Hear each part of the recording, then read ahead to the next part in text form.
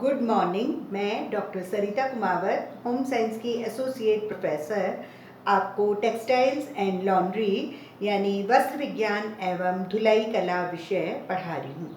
और टेक्सटाइल्स और लॉन्ड्री के सिलेबस के अनुसार हमने हमारे लेक्चर्स में 11 चैप्टर कंप्लीट कर लिए और 12th चैप्टर हम इन दिनों पढ़ रहे हैं।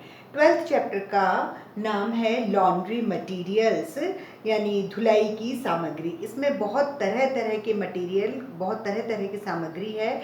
उसमें एक सामग्री, एक मटेरियल साबुन यानी सोप भी होता है।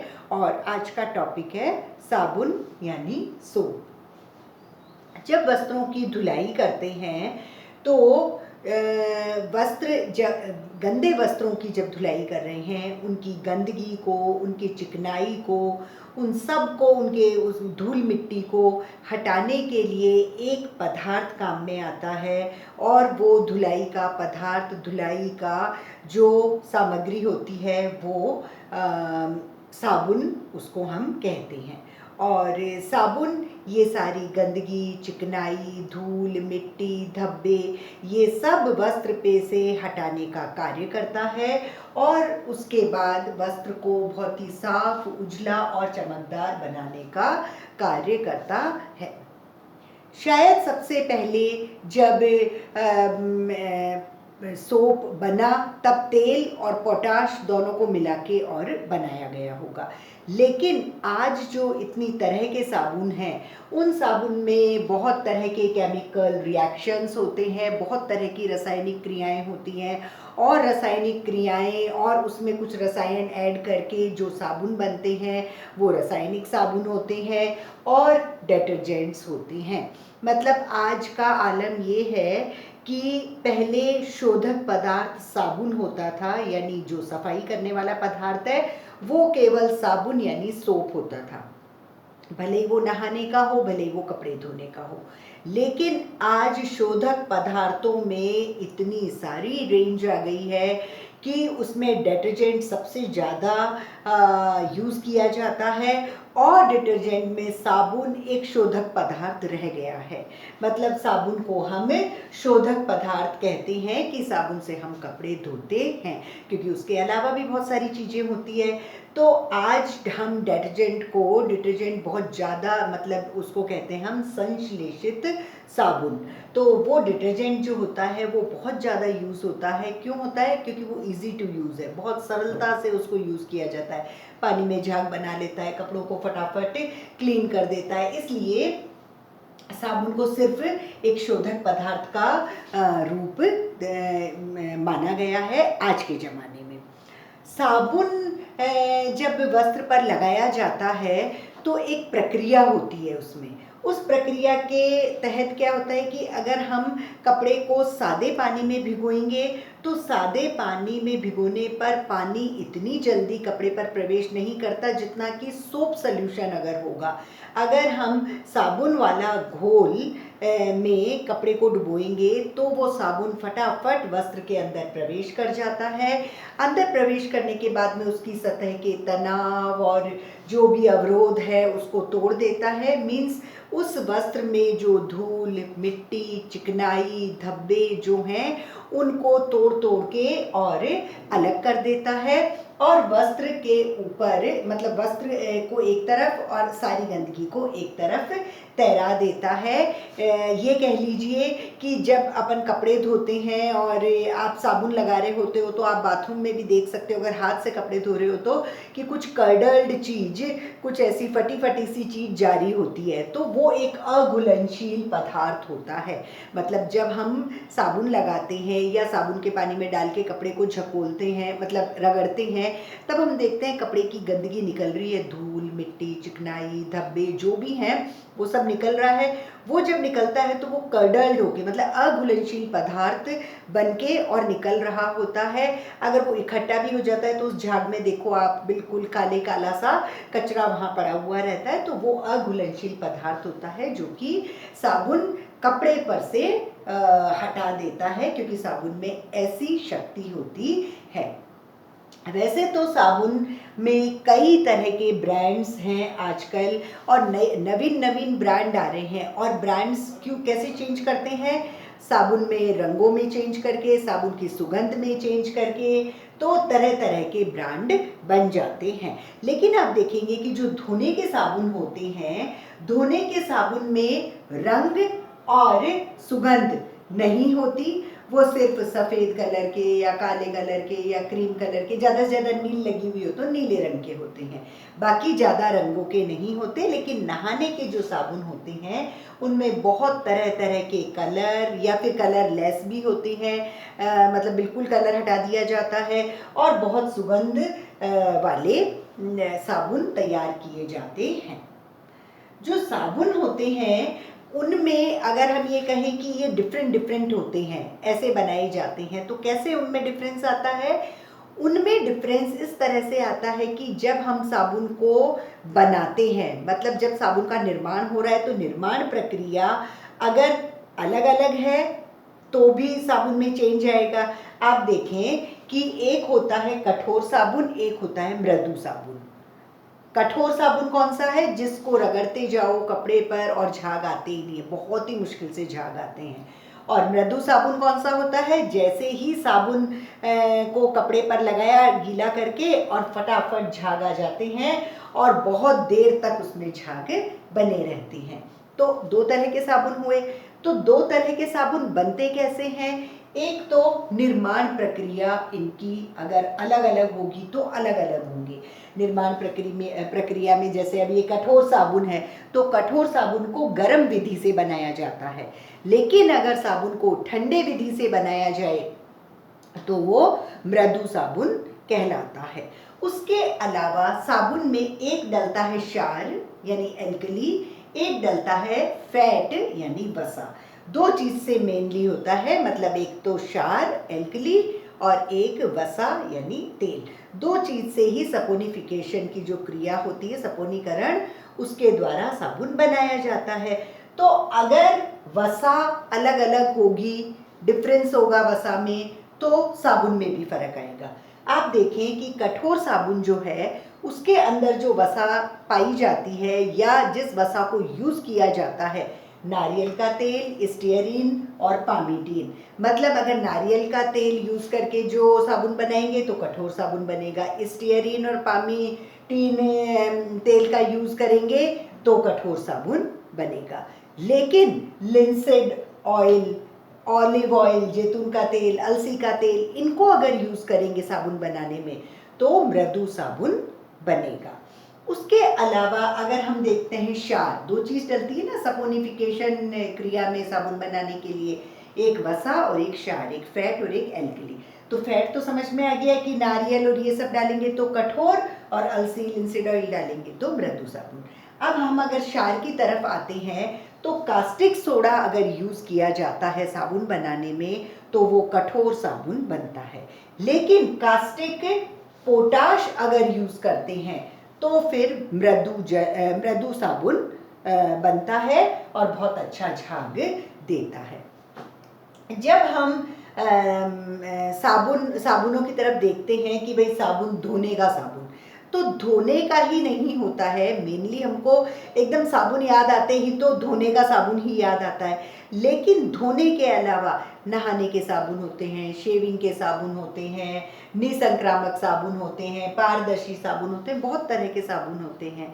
और उसके अलावा अभी मैंने बताया कि क्षार और वसा होता है, निर्माण प्रक्रिया से ये बनाए जाते हैं। तो धोने के जो होते हैं वो तो कोई काला, कोई सफ़ेद, कोई क्रीम, कोई नीला, लेकिन नहाने के सुगंधित होते हैं तरह तरह के। लेकिन अगर रेजिन होता है किसी भी साबुन के अंदर तो उसकी धुलाई की जो क्षमता है वो बहुत ही कम हो जाती है, मतलब उसको रगड़ेंगे तो झाग ही नहीं बनेगा और सफाई भी नहीं होगी। तो रेजिन निर्माण क्रिया में नहीं डालना है, रेजिन डालने से खराब क्वालिटी का साबुन बनता है। लेकिन जब हम सोडियम कार्बोनेट, सोडियम क्लोराइड और सल्फर ऐसी चीज़ें जब साबुन निर्माण क्रिया में डालते हैं तो जो साबुन बनता है उसकी सफाई की शक्ति बहुत ही अच्छी क्वालिटी की होती है। मतलब रेजिन डला हुआ होगा तो कपड़ा अच्छा नहीं धुलेगा, साबुन खराब बनेगा। लेकिन सोडियम कार्बोनेट, सोडियम क्लोराइड और सल्फर, इन चीज़ों को अगर साबुन बनाने में यूज़ किया जाएगा तो वो जो साबुन बनेगा उसकी सफाई की शक्ति बहुत अच्छी होगी। वो कपड़ों पर जब लगाएंगे तो बहुत ही साफ चमकदार कपड़े हमको प्राप्त होंगे। आज के ज़माने में धोने की बट्टी तो हम यूज़ करते ही हैं, लेकिन उसके अलावा लिक्विड सोप बहुत ज़्यादा प्रचलित है। मतलब तरल साबुन में कई सारी ब्रांड होती है, इजी, जेंटिल, सेफवे और भी कई तरह के होते हैं। तो लिक्विड साबुन जो है वो आजकल लोगों के द्वारा बहुत पसंद किया जा रहा है। क्यों पसंद किया जा रहा है? हल्का सा महंगा होता है फिर भी पसंद किया जा रहा है। एक तो मशीन में डालते हैं, वो तो है कि भाई मशीन में वो डालते हैं तो उसमें से वो जो आखिर में ट्रेसेस वगैरह बचते हैं, जो कुछ चिपक जाता है ना कण, वो नहीं चिपकते, वो बात एक अलग है। लेकिन हाथ से धोने वाले भी लिक्विड सोप को बहुत पसंद कर रहे हैं। भले ही आप नहाने के लिए धो, भले हाथ धोने के लिए धो, टॉयलेट के बाद भले बर्तन के लिए मांजो, मतलब सब जगह लिक्विड सोप बहुत ज़्यादा यूज़ हो रहा है। क्यों हो रहा है? क्योंकि लिक्विड सोप जो है वो उसमें क्षार नहीं होते और वो नुकसान नहीं पहुंचाता हमारे हाथों को। हाथों में कोई खुजली वगैरह निशान कुछ भी नहीं होता अगर हम लिक्विड सोप यूज़ करते हैं तो। और लिक्विड सोप के अलावा जो डिटर्जेंट्स होते हैं वो सबसे ज़्यादा यूज़ हो रहे हैं आज के ज़माने में। डिटर्जेंट लिक्विड भी और पाउडर भी। मतलब पाउडर फॉर्म में जो डिटर्जेंट्स होते हैं वो सबसे ज़्यादा, क्योंकि जल्दी से झाग दे देते हैं। डिटर्जेंट्स इन सब से बनते हैं, जो ये साबुन, क्षार और वसा। तो डिटर्जेंट्स जो है वो हाइड्रोकार्बन के द्वारा बनाए जाते हैं। हाइड्रोकार्बन कहाँ से आता है? हाइड्रोकार्बन हम पेट्रोलियम से प्राप्त करते हैं। मतलब पेट्रोलियम से हाइड्रोकार्बन प्राप्त होता है और वो हाइड्रोकार्बन डिटर्जेंट यानी संश्लेषित साबुनों का निर्माण करता है। जब डिटर्जेंट बनते हैं तो कई सारे यौगिक और भी चीज़ें और भी रासायनिक पदार्थ उसमें डाल देते हैं और तरह तरह के डिटर्जेंट्स, तरह तरह के जो संश्लेषित साबुन हैं वो बनाए जाते हैं। ये क्यों इतना प्रचलित है डिटर्जेंट? डिटर्जेंट बहुत ज़्यादा प्रचलित है क्योंकि ये बहुत अच्छा घुलनशील है पानी में डालते ही पूरा घुल जाता है। जब वस्त्र को धोते हैं इससे तो बिल्कुल साफ और उज्जवल वस्त्र इससे बनता है। जल्दी झाग आ जाते हैं, हाथ भी सुरक्षित रहते हैं डिटर्जेंट से। और जो गंदगी होती है, जो भी चिपकी हुई है कपड़े पे, भले धूल, मिट्टी, चिकनाई, धब्बे, तो वो सब फटाफट डिटर्जेंट डालते ही, डिटर्जेंट वाला जो पानी है उसमें वस्त्र डालते ही उसमें गंदगी सारी हट जाती है। जो नाजुक वस्त्र होते हैं, कोई सिल्क है या लेस वाले कपड़े हैं या बहुत ही पतला कैम्ब्रिक है, लॉन है, लिनन है, तो नाजुक कपड़ों के लिए डिटर्जेंट बहुत अच्छा होता है क्योंकि डिटर्जेंट नाजुक वस्त्रों के तंतुओं को बिल्कुल नुकसान नहीं पहुंचाता, इसलिए उनको उस पर यूज़ किया जाता है। यदि थोड़ा सा अगर गर्म पानी डाल देते हैं डिटर्जेंट के साथ तो वस्त्र और भी अच्छे, स्वच्छ और चमकीले हमको प्राप्त होते हैं।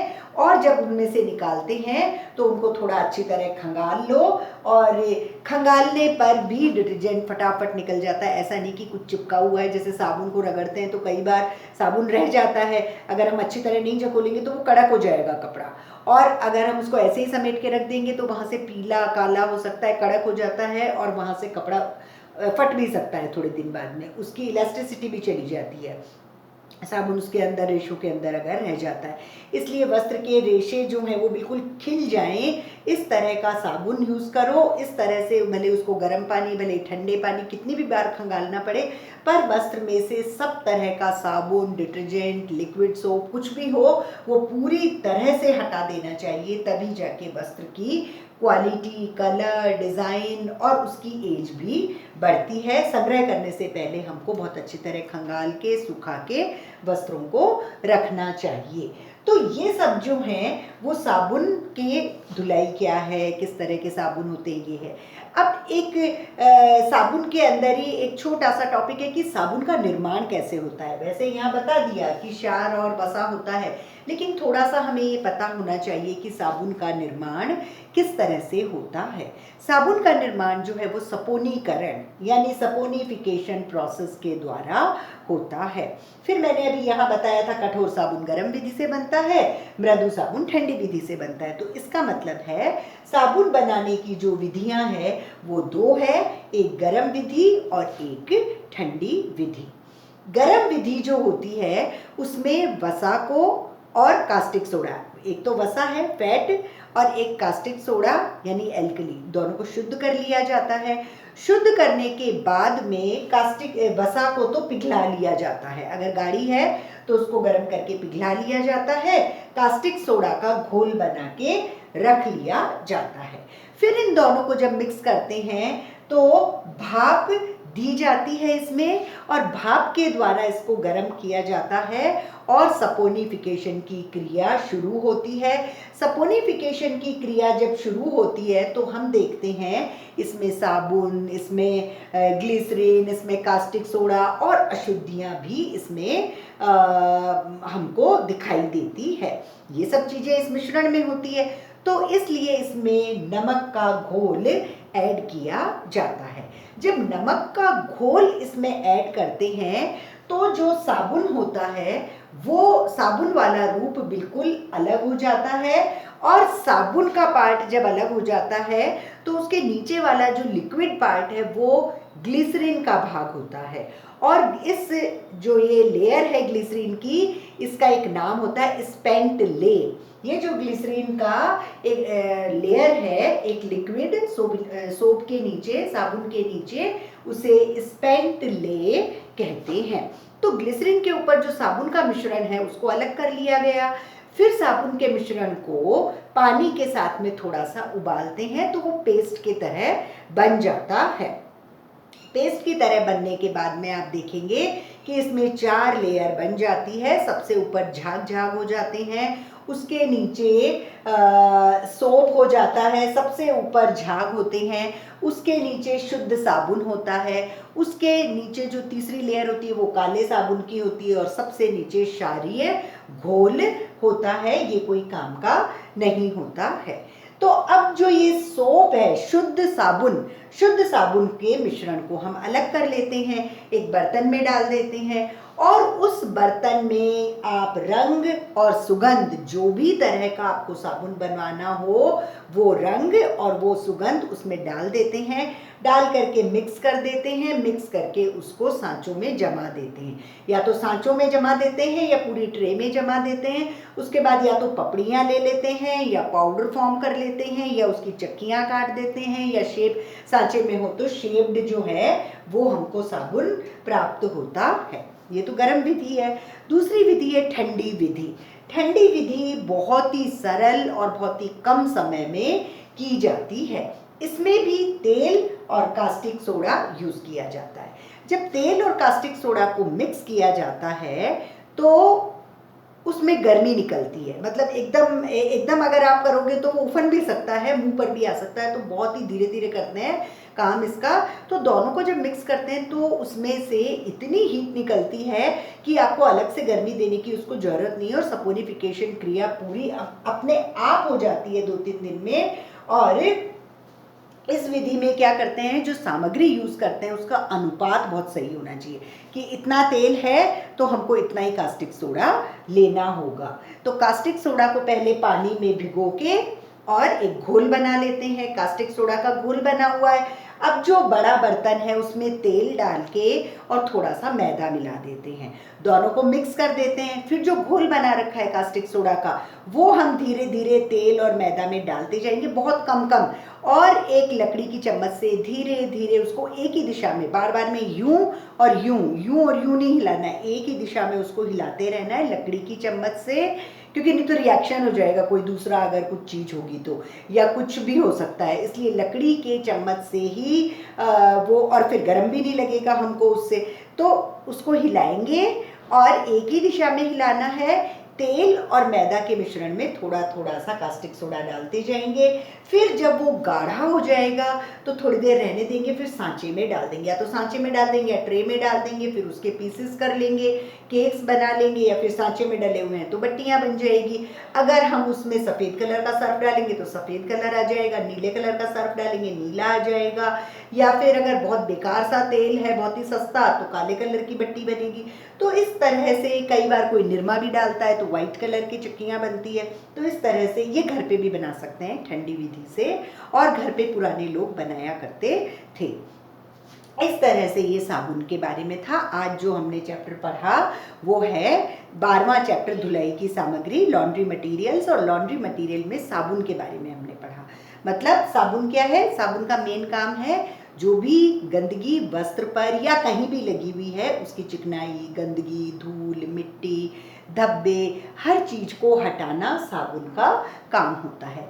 क्यों करता है ये इतनी जल्दी काम? क्योंकि सादा पानी जो है वो इतनी जल्दी रिएक्ट नहीं कर सकता तंतुओं के साथ, वस्त्रों के साथ, लेकिन साबुन का अगर सोल्यूशन है तो वो फटाक से किसी भी वस्त्र के तंतु में फटाक अंदर प्रवेश कर जाता है, और प्रवेश जैसे ही करेगा कपड़े के तंतुओं में तो फिर वहाँ क्रिया होने लगेगी और वो साबुन उसकी गंदगी वगैरह को अघुलनशील कचरे में बदल के और बाहर निकाल देता है।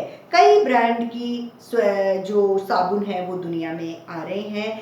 वो कैसे बनते हैं? या तो साबुन की निर्माण प्रक्रिया में चेंज होता है, या तो क्षार में, और या तो वसा में। इनमें जब चेंजेस होते हैं तो साबुन में भी जो उनका लुक है, जो उनका यूज़ है, जो कलर है, उसमें चेंज होता है। क्योंकि साबुन वैसे तो दो प्रकार के हैं, एक कठोर साबुन और दूसरा मृदु साबुन। कठोर साबुन कौन सा है? जिसमें झाग नहीं आते हैं और जिसमें कास्टिक सोडा यूज़ होता है, जिसमें नारियल का तेल, स्टेरिन, पामिटीन यूज़ होता है, और जो गर्म विधि से बनाया जाता है। लेकिन जो मृदु साबुन होता है वो बहुत झाग देता है, ये ठंडी विधि से मतलब बनाया जाता है, और कास्टिक पोटाश इसमें डाला जाता है, और ऑलिव ऑयल, जैतून का तेल, लिंसेड ऑयल और अलसी का तेल से इसको बनाया जाता है। तो जो धोने के साबुन होते हैं उनमें कोई कलर वगैरह ज़्यादा नहीं डालते हैं। अगर ज़्यादा से ज़्यादा नीला अगर कुछ डाला हुआ है तो नीला कलर आ जाता है, बाकी वाइट, क्रीम ऐसे ही कलर होते हैं। लेकिन नहाने के जो साबुन होते हैं वो पारदर्शी और सुगंधित और कलरफुल और नए डिज़ाइन के, ऐसे और छोटे और बड़े और वनडे वाले, 2 डे वाले, ऐसे कि ऐसा भी होता है। तो इस तरह से भी ये बनाए जाते हैं। लेकिन जब ये साबुन बन रहे होते हैं, अगर रेजिन उसमें मिला हुआ होगा तो धुलाई की शक्ति कम हो जाएगी। अगर धुलाई की शक्ति ज़्यादा करनी है तो सोडियम क्लोराइड, सोडियम कार्बोनेट और सल्फर जैसी चीज़ें उस मिश्रण में मिलानी पड़ती है। आज के ज़माने में साबुन की बट्टियाँ थोड़ी कम यूज़ होती है, डिटर्जेंट्स यूज़ करते हैं लोग, लिक्विड्स यूज़ करते हैं, क्योंकि वो बहुत ही जल्दी कपड़े में प्रवेश कर जाते हैं, बहुत झाग देते हैं, बहुत लंबे समय तक झाग देते हैं, कपड़े को फटाफट धो देते हैं, तंतुओं पे, कलर, डिज़ाइन पे कोई हानिकारक प्रभाव नहीं डालते, हाथ बिल्कुल साफ रहते हैं, इजी टू यूज़ होते हैं। कपड़े को जब झकोलते हैं तो फटाक से कपड़े में से साबुन भी निकल जाता है, बार बार में उसको झकोलना भी नहीं पड़ता। और ये जो डिटर्जेंट्स होते हैं ये एक हाइड्रोकार्बन से बनते हैं, और हाइड्रोकार्बन पेट्रोलियम से हमको प्राप्त होता है। और जब हमको साबुन बनाने की प्रक्रिया, साबुन बनाने का निर्माण हम देखते हैं तो वो गर्म और ठंडी विधि से, सपोनिफिकेशन की क्रिया से होता है। ठंडी विधि में तो सिर्फ तेल और कास्टिक सोडा को पानी में मिला लिया और तेल को मैदा में मिला के एक बर्तन में डाल दिया, और फिर कास्टिक सोडा का घोल धीरे धीरे डालते गए, सीधी एक दिशा में लकड़ी की चम्मच से हिला के, जैसे ही वो गाढ़ा होता है उसको जमा देते हैं, काट लेते हैं तो वो साबुन बन जाता है। गर्म विधि में थोड़ा सा वसा को पिघला देते हैं और उसके बाद में इसका जब घोल बनाते हैं कास्टिक सोडा का, फिर दोनों को धीरे धीरे मिक्स करते हैं। 2-3 दिन तक सपोनिफिकेशन की क्रिया होती है। फिर हम उसमें देखते हैं कोई ग्लिसरीन, कोई सोप, कोई कास्टिक सोडा, अशुद्धियाँ, बहुत सारी चीज़ें हैं। तो उन सबको अलग करने के लिए इसमें नमक का घोल मिलाया जाता है। नमक के घोल के बाद में साबुन का जो मिश्रण है वो अलग ऊपर से तैरता है, उसको अलग निकाल लेते हैं। उसको अलग निकालने के बाद में जब हम उसको पानी के साथ, और उसको जब निकालते हैं तो उसके नीचे ग्लिसरीन की एक लेयर होती है, उसको स्पेंट ले कहते हैं। फिर साबुन के मिश्रण को जेल के साथ मिक्स करके और वापस से पेस्ट बनाया जाता है और एक मिश्रण बनाया जाता है। तब हम देखते हैं ऊपर झाग है, फिर साबुन है, फिर काला साबुन है, फिर क्षारीय घोल है। तो जो साबुन वाला पार्ट है वो अलग कर लिया, फिर उसमें उसको बड़े बर्तन में डाल देते हैं। फिर आपको जो कलर, जो सुगंध जो भी करनी है वो करके, और जो भी डिफरेंट तरीके के डिज़ाइन हैं, सांचे हैं, जिस भी चीज़ में उसको जमाना है उस घोल को जमा देते हैं और वो साबुन के रूप में परिवर्तित हो जाता है। तो इस तरह से ये एक लॉन्ड्री मटेरियल साबुन के बारे में था। Thank you.